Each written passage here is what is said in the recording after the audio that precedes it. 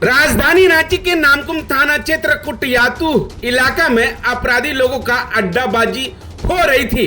वहीं वरीय पुलिस अधीक्षक को एक गुप्त सूचना मिल रही थी। गुप्त सूचना के आधार पर तुरंत कार्रवाई करते हुए ग्रामीण एसपी को सूचना दी गई। सूचना मिलते ही ग्रामीण एसपी के द्वारा एक टीम गठित की गई और टीम गठित के दौरान घटना स्थल पर पहुंची पुलिस। अब पुलिस को देखकर अपराधी भागने लगे थे। भागने के दौरान घेराबंदी कर एक अपराधी को वह पकड़ लिया और एक अपराधी जो है भागने में सफल हो गया। जब दूसरे अपराधी से पूछताछ और उनकी तलाशी ली गई तो एक देसी कट्टा 2 जिंदा कारतूस के साथ पुलिस की ओर से गिरफ्तार कर लिया गया था और उनसे पूछताछ कर रही थी पुलिस। पूछताछ के दौरान क्या सबूत मिलती है या नहीं, ये आने वाला समय ही बताएगा। क्या कुछ डीएसपी हेडक्वार्टर 1 प्रेस वार्ता करके कह रहे हैं, आपको मैं सुनाता हूं। पहले आज प्रातः में वरीय पुलिस अधीक्षक महोदय को सूचना प्राप्त हुई थी कि कुटियातू क्षेत्र में जो कि नामकुम थाना अंतर्गत अवस्थित है, वहाँ पे कुछ अपराधकर्मी जो है अड्डेबाजी कर रहे हैं तथा किसी घटना को कायद करने की योजना बना रहे हैं।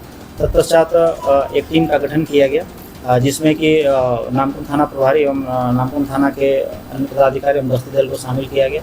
छापामारी के क्रम में पाया गया कि जो ही पुलिस 89 ग्राउंड जो कि कुटियातू के पास स्थित है, आर्मी ग्राउंड है, वहाँ पहुंची तो दूर से ही देखकर 2 व्यक्ति जो थे अलग अलग दिशा में भागने लगे।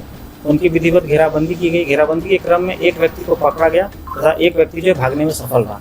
पकड़े हुए व्यक्ति से जब पूछताछ की गई तो उसने अपना नाम मोहम्मद खालिद उर्फ खालिद बंगाली उर्फ चूजा, जो कि गढ़ा टोली गौस नगर थाना सदर क्षेत्र का रहने वाला है। वर्तमान में वो मिल्लत कॉलोनी बिशप स्कूल के पास रह रहा है, जो कि लोअर बाजार थाना अंतर्गत पड़ता है।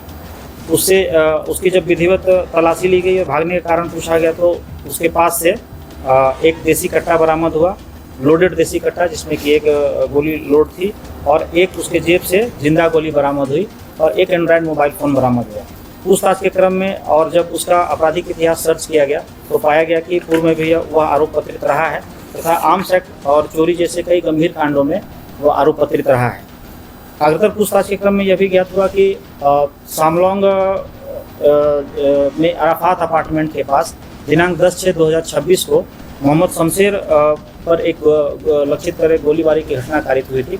उसमें यह शूटर है जिसके द्वारा ही मोहम्मद शमशेर को लक्षित करके गोली फायर की गई थी, जिसमें वो काफ़ी दिनों तक इलाजरत भी रहा है और अभी ठीक है।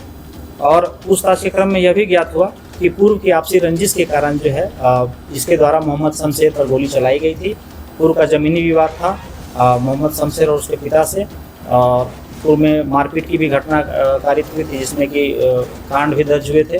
तो इन सब बातों को लेकर के इसके मन में रंजिश थी और यह मौका तलाश रहा था और उस दिन 10 जून को शाम में इसके द्वारा मौका पाकर मोहम्मद शमशेर के ऊपर गोलीबारी की घटना कारित की गई थी। और मैं यह भी बता दूं कि जो गोलीबारी की घटना कारित हुई थी 10 जून 2026 को, उसमें संलिप्त कई अपराधकर्मियों का इसके द्वारा नाम भी बतलाया गया है। उनमें से 2 अपराधकर्मी मोहम्मद सद्दाम उर्फ टीपू और मोहम्मद इरशाद आलम, पूर्व में ही इनको न्यायिक हिरासत में भेजा गया है।